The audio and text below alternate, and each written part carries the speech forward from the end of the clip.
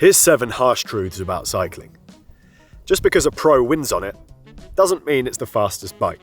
Unlike F1, the bikes being ridden at professional level make much less of a difference to race results. Now, at the highest level of professional cycling, World Tour, all of the bikes that are being raced can be considered fast. There's in fact a weight limit that's been put in place by the governing body, the UCI, so they all weigh about the same as well. But there are significant differences in how aerodynamic they are. Despite this, the rider makes so much more difference than the bike. The rider's body position and clothing contributes far more aerodynamic drag than the bike, and riding positions can be replicated on any of these top-end bikes by adjusting the contact points, like the saddle height, the handlebar reach, and the width. You may be led to believe that because the Tour de France was won on a Colnago, it must be the fastest bike.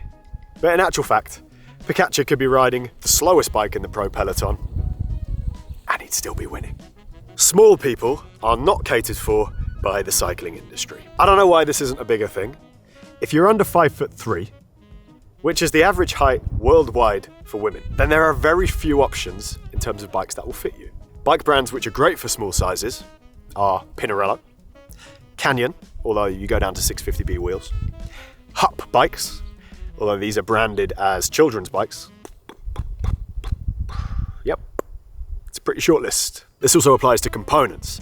There aren't enough short crank options. Most extra small bikes come with a 170mm crank, which is not ideal if you're riding an extra small bike. The shortest cranks that the big brands Shimano and SRAM make are 160mm, which is still too long for lots of smaller riders. It's worth looking at specialist brands like Rota and Appleman for really short cranks, but it is a massive shame you can't find them from the bigger brands. There aren't enough narrow handlebar options. Lots of medium-sized bikes are being shipped with 42cm handlebars, which is often too wide for the rider. And there aren't enough 650B tyre options if the rider's found a bike that fits them.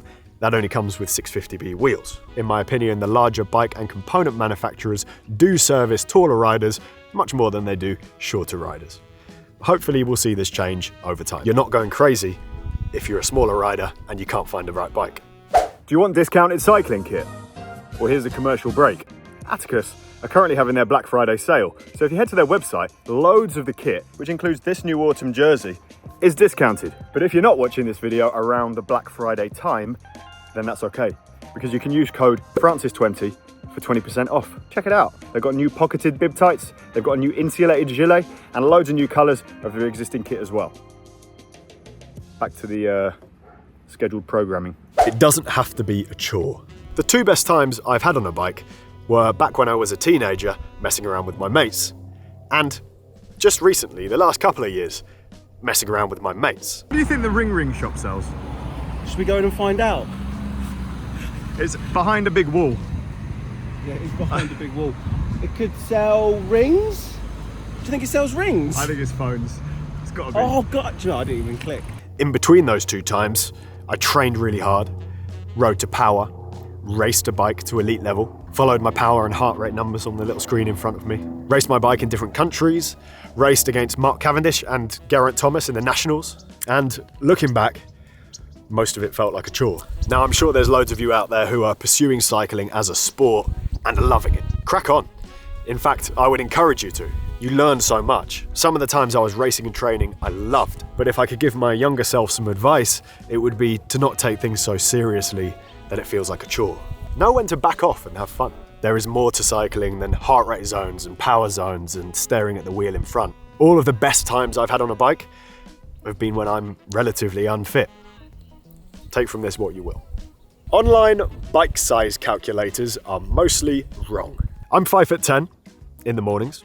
That's 178 centimeters with an inseam of 81 centimeters. I usually ride bikes labeled small or extra small, around a 51 centimeter top tube. But if I plug my measurements into an online bike size calculator, like the one on the Specialized website, it recommends me a 56 centimeter frame.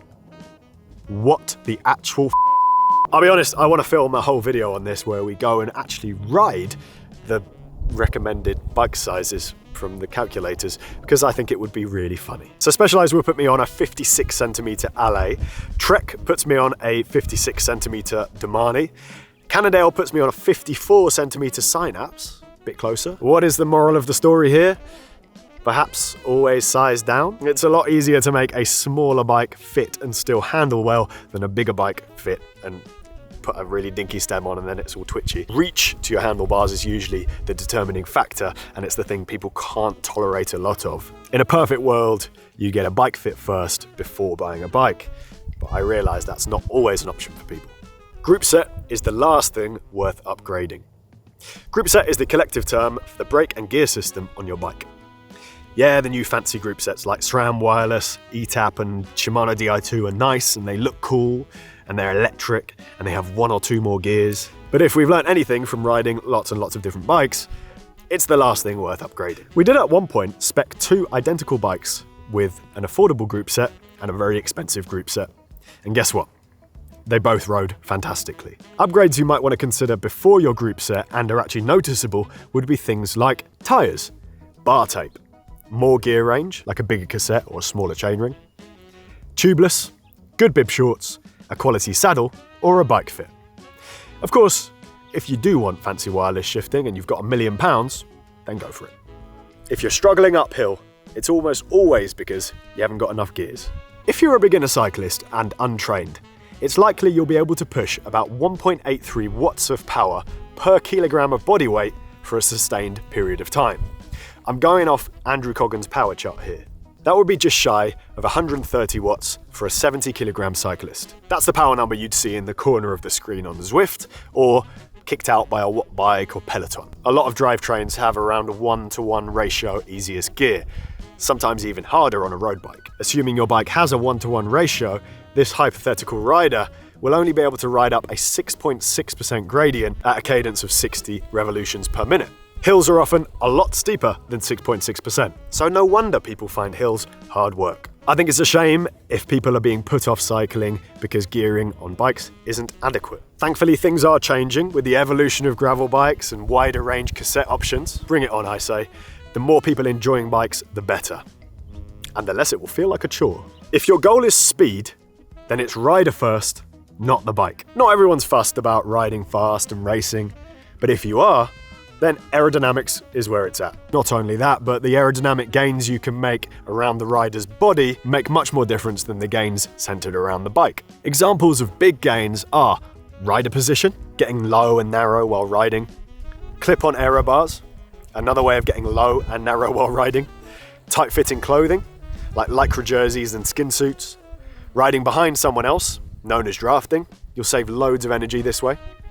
Examples of not very big gains: the latest carbon aeroframe, slightly deeper wheels, base layers with ridges on that look like crop tops, ceramic bearings, oversized pulley wheels, and super fast, expensive chains. Of course, all of these make a little bit of difference, and when you add them all up, you'll move the needle slightly. But you might want to do them in order of biggest and cheapest first.